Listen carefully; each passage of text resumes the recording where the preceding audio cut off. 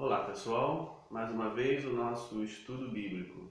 Nesta oportunidade vamos estudar o Evangelho segundo Mateus, capítulo 21, do verso 33 até o verso 46, onde encontramos uma parábola denominada Parábola dos Lavradores Maus. E assim, continuamos o nosso estudo nesse trecho que começa no capítulo 21, com a entrada de Jesus em Jerusalém. E a partir dessa entrada, ele passa a ministrar no templo, como diz o verso 14 do capítulo 21, curar cegos, coxos, e em seguida transmitir os ensinamentos, que no verso 23 são dirigidos aos principais sacerdotes e os anciãos que questionam Jesus sobre a autoridade dele para fazer estas coisas, ou seja, curar cegos e paralíticos, ensinar no templo e por aí vai. E Jesus então vai respondendo a eles com 3 parábolas, por exemplo, que se seguem. A primeira já temos visto, a parábola dos 2 filhos, e nesta oportunidade a parábola dos lavradores maus, que começa no verso 33, indicando com a expressão atentar em outra parábola que o discurso, a fala, continua se dirigindo às mesmas pessoas já mencionadas no verso 23, principais sacerdotes e os anciãos, e que de novo serão mencionadas no verso 45, principais sacerdotes e os fariseus. Então o verso 33 diz assim: Atentai noutra parábola. Havia um homem, dono de casa, que plantou uma vinha, cercou-a de uma sebe, construiu nela um lagar, edificou-lhe uma torre e arrendou-a a uns lavradores. Depois se ausentou do país.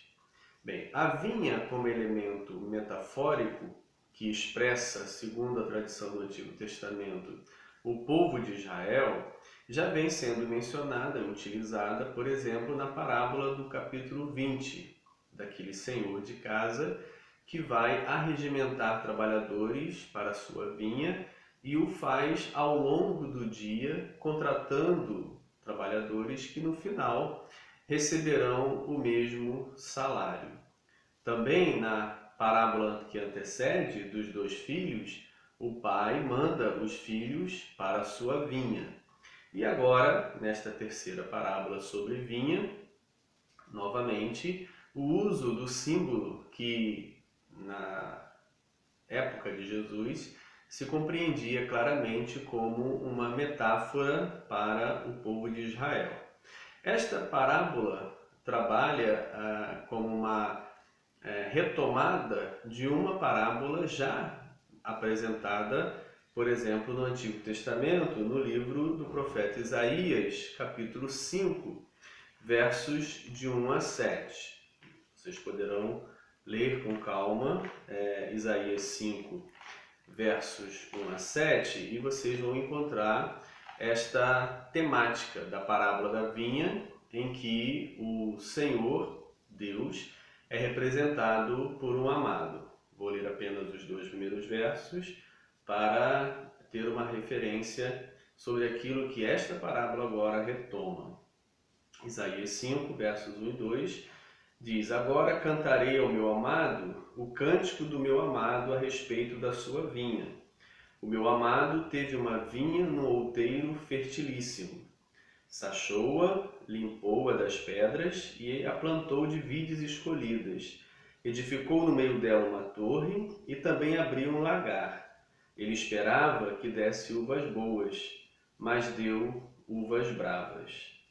Bem, a mesma ideia se repete aqui no Evangelho de Mateus, na parábola dos lavradores maus, em que a temática da vinha como referência a Israel evidencia que a palavra de Jesus se dirige àqueles que naquele momento representavam Israel, os líderes religiosos mencionados no verso 23, principais sacerdotes e anciãos, liderança leiga, os anciãos, e liderança sacerdotal, liderança religiosa. Bem, então está claro que a parábola já se apresenta dirigindo-se a Israel ou a liderança do povo de Israel que questiona o ministério de Jesus. Outra questão também interessante para a gente olhar a parábola é que as parábolas retratam um ambiente cultural, histórico de sua época.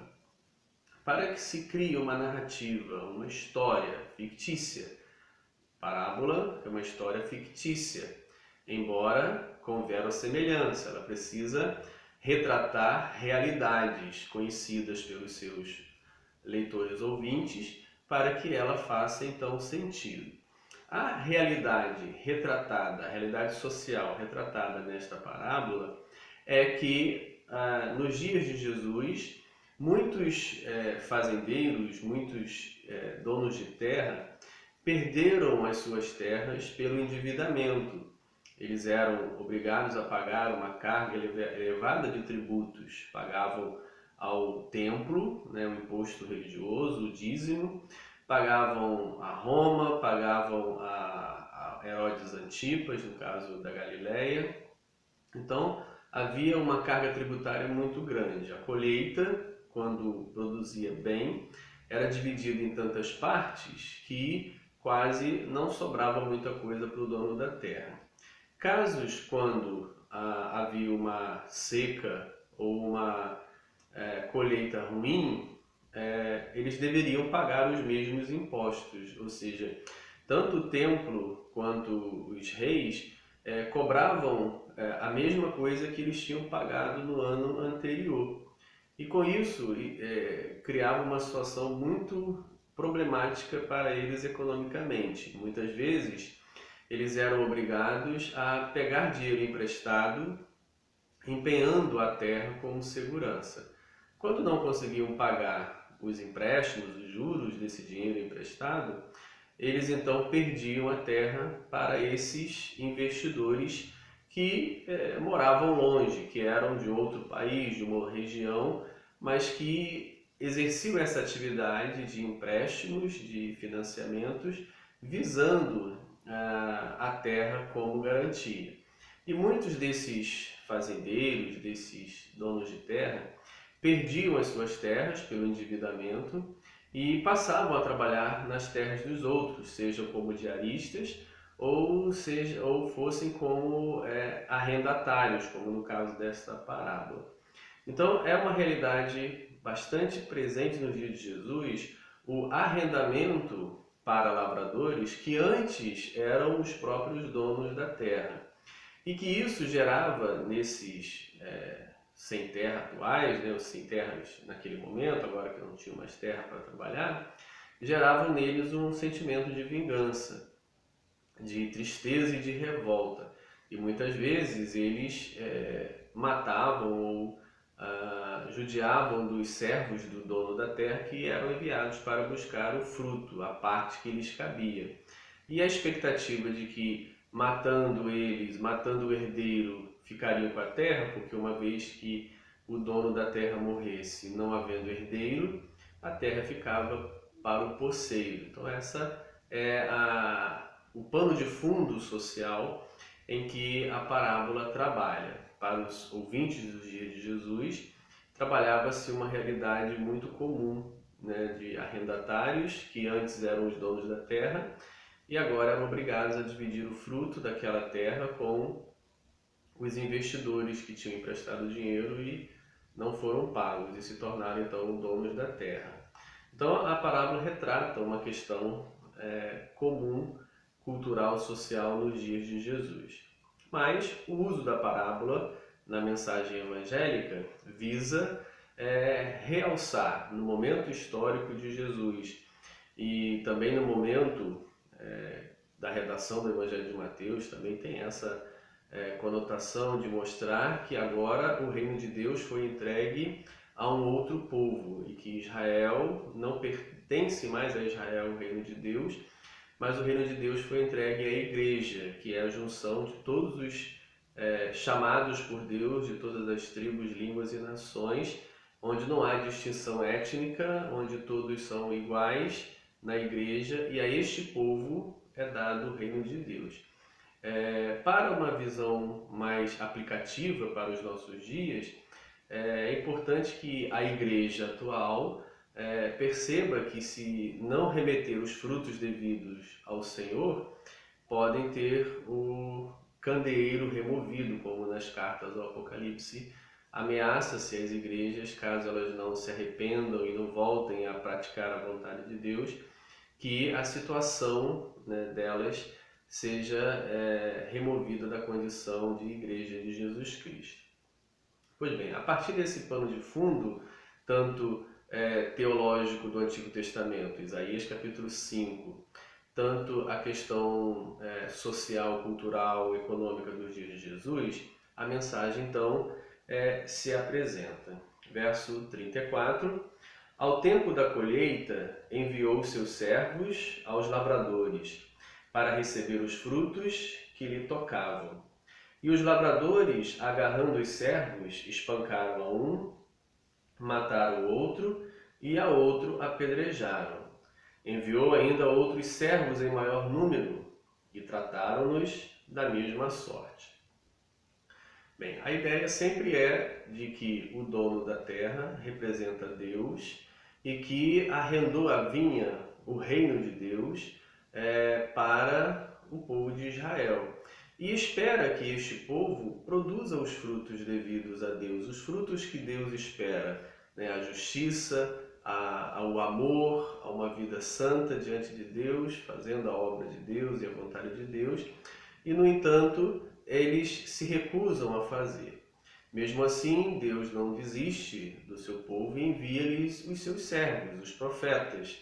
E eles matam os profetas do Senhor, eles apedrejam, encarceram e fazem o que a própria história do Antigo Testamento e da história de Israel revela a respeito dos profetas, que tinham um fim sempre catastrófico. O último deles, o João Batista, revela-se claramente nos evangelhos que o seu fim foi a morte pela mão do Herodes Antipas. Então, a condição de profeta trazia a este um perigo bastante grave, de, ao ir buscar ou estimular ou exortar o povo a viver uma vida segundo a vontade de Deus, receberiam a retaliação, como muitas vezes a morte. Bem, o verso 37 fala que, por último, enviou-lhes o seu próprio filho, dizendo: A meu filho respeitarão. Mas os lavradores, vendo o filho, disseram entre si: Este é o herdeiro, ora, vamos, matemo-lo e apoderemo-nos da sua herança. O contexto social e econômico eu já mencionei, porque se fazia essa atividade ou essa ação de matar o herdeiro para que os poceiros ficavam com a terra.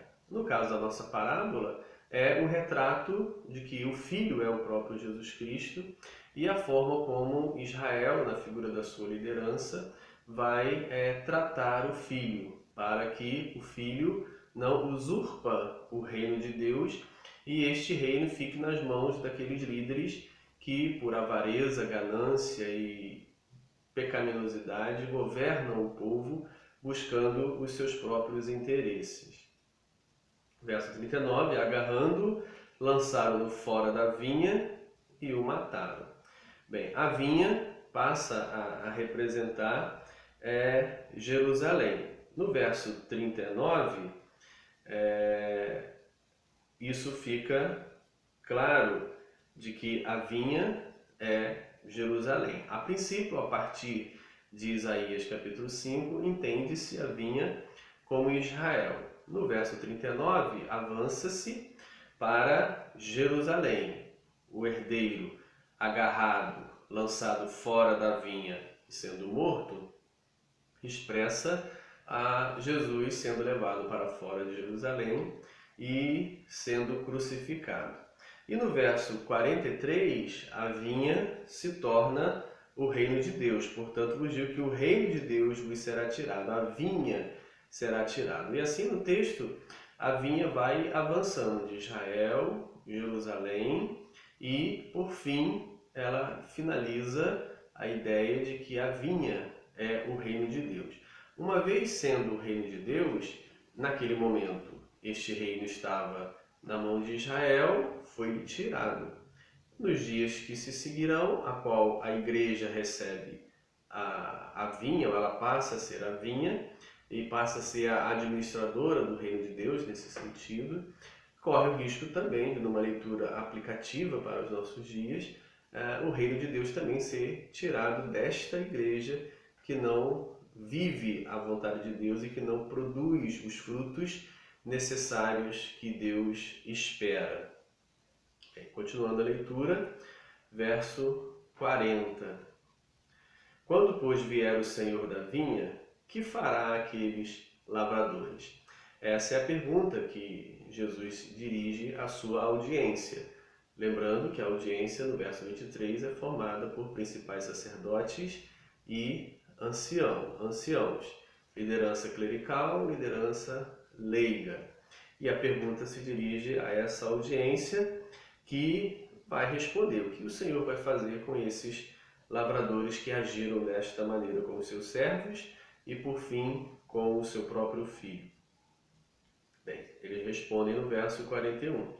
Fará perecer horrivelmente a estes malvados. Não apenas fazer perecer, fará perecer horrivelmente. Uma vez que o Evangelho de Mateus é escrito em torno dos anos 80, já se tem como parte desse cumprimento dessa palavra a destruição de Jerusalém no ano 70, a destruição do templo, a destruição desta liderança clerical, dessa liderança leiga, pereceram horrivelmente nas mãos dos romanos. Então, nesse sentido, quando o Evangelho de Mateus é lido lá nos anos 80, a partir dos anos 80, a sua audiência já entende que, pelo menos em parte, essa palavra já se cumpriu, no sentido histórico já se cumpriu. Restando agora o sentido teológico, aplicativo, que atravessa ao longo do tempo e que vai ser utilizado para aqueles que estão governando ou tendo a posse desse reino, do reino de Deus, né? Então, eles respondem, fará perecer horrivelmente a esses malvados e arrendará a vinha a outros lavradores que lhe remetam os frutos nos seus devidos tempos. Bem, a gente não pode aqui deixar de perceber uma citação mesmo que indireta do Salmo 1, do Salmo número 1, principalmente o verso 3, que fala do justo que produz os frutos porque ele está à beira do rio e não importando as estações, produz o seu fruto de forma plena. Então, os frutos sempre se relacionam àquilo que produzimos em benefício dos outros, uma vez que a metáfora do fruto indica sempre que o beneficiado sempre na maioria das vezes, o outro, né? Uma vez que a árvore que produz o fruto dificilmente ou muito pouco consome o fruto que ela produz, a não ser aquela parte que apodrece e cai no chão e assim vira adubo para que a própria árvore se alimente desse adubo. Com exceção dessa pequena parte que cai e vira adubo para a própria árvore, a maior parte não serve de alimento para a árvore, e sim para terceiros.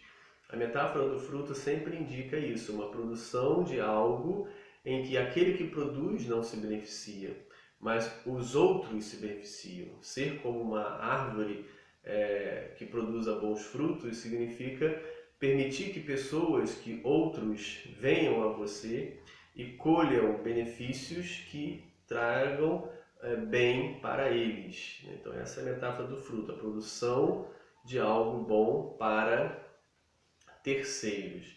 Verso 42, perguntou-lhe Jesus: Nunca leste nas Escrituras? Bem, a ideia não é o mero ler, né, mas é o entender, entender o que as Escrituras dizem, né, porque eles, como doutrinadores do povo, tendo a Escritura como instrumento base, não entendem as Escrituras e por isso cometem essas coisas, mesmo lendo Isaías tantas vezes, e não compreendem que a vinha pode ser tirada, como lá também Isaías é mencionado. Perguntou-lhe Jesus: Nunca leste das Escrituras? Verso 42. A pedra que os construtores rejeitaram, essa veio a ser a principal pedra angular. Citação do Salmo 118, versos 22 e 23. Isso procede do Senhor e é maravilhoso aos nossos olhos. Vocês não entendem isso, não compreendem isso? Portanto vos digo a quem? A essa audiência que é a liderança religiosa judaica. É importante observar que a condenação não é para o povo em geral, mas é para a liderança religiosa que não apenas deixa de ensinar o caminho do Senhor, mas impede aqueles que assim tentam fazer. Portanto, vos digo que o reino de Deus vos será tirado. É interessante que no Evangelho de Mateus, na maioria das vezes, aparece a expressão reino dos céus. São raras as vezes que se utiliza a expressão reino de Deus. Na realidade, a expressão reino de Deus só aparece em Mateus em três momentos, em 3 versos. Um deles é esse aqui, 21, 43. O outro é o verso 31, da parábola anterior. E a outra passagem é o capítulo 12, verso 28. São os 3 versos em todo o Evangelho de Mateus em que aparece a expressão reino de Deus. Na maior parte, reino dos céus. E o uso de substituir o nome de Deus por outro termo que remeta a Deus era uma prática judaica, nos dias de Jesus, de muitas épocas, para não ocorrer de pecar no mandamento que não falarás o nome do Senhor teu Deus em vão. Então, era muito comum nos dias de Jesus os judeus substituírem o nome Deus ou a referência de Deus por um outro termo que remeta a Deus e que substitua Deus, ou aquele que está sentado no trono, o reino dos céus e etc. Entregue a um povo que produz os respectivos frutos. Bem, que povo é esse que não é eles? Porque a eles, Israel, os líderes religiosos judaicos, foi dada a chance de administrar o reino de Deus e produzir os frutos devidos a Deus. E eles são encontrados ou achados infiéis. E agora o reino será passado a outro povo. Na mensagem evangélica de Mateus, este outro povo se refere não a uma etnia, não a um grupo de um país ou de um povo específico, mas é a igreja, que é o rebanho, a junção de todos os povos, línguas e nações. É sempre importante observar que na igreja a ideia sempre é de igualdade entre todos. A igreja, em Cristo, Paulo fala isso aos Gálatas capítulo 3, verso 28. Não há judeu nem grego, não há livre ou escravo, não há homem ou mulher, todos são um, ou seja, iguais diante de Deus em Cristo. Então, este povo é a igreja onde todos são iguais, e a este povo será dado ou passou a ser dado o reino de Deus. Verso 44, todo que cair sobre esta pedra, indicada no verso 42, o verso 43 acaba sendo um parêntese conclusivo, e todo que cair sobre esta pedra ficará em pedaços, e aquele sobre quem ela cair ficará reduzido a pó. Bem, é uma palavra de juízo que se conclui, se realiza basicamente em torno da guerra judaica romana dos anos 66 a 70. Verso 45, os principais sacerdotes e os fariseus, aqui uma mudança, no verso 23, principais sacerdotes e anciãos, e agora os principais sacerdotes e os fariseus, que também fariseus representam uma liderança leiga, eles não têm o sangue sacerdotal. Ouvindo estas parábolas, entenderam que era a respeito deles que Jesus falava. É interessante que eles entendem que Jesus fala deles, mas talvez não entendam que eles mesmos, ao responder a pergunta de Jesus no verso 40, também estavam falando de si mesmos no verso 41. Isso é interessante observar que às vezes as pessoas entendem parcialmente a mensagem, ou entendem a parte da mensagem que não lhes toca, que não lhes cobra, que não revela neles o defeito, ou a situação que deve ser mudada, mas entendem sempre aquela parte que diz ao outro, aquele que está ao seu lado, ou não a ele propriamente dito. Então eles perceberam que o que Jesus falava era sobre eles, mas eles também deveriam entender que a resposta deles a Jesus no verso 41 também se referia a eles. Verso 46, para encerrar: e conquanto buscassem prendê-lo, fariseus e principais sacerdotes, temeram as multidões, porque estas o consideravam como profeta. Seja profeta, mortos e apedrejados, como diz a parábola, seja o filho, também morto fora de Jerusalém, enquadra, de um jeito ou de outro, a figura de Jesus.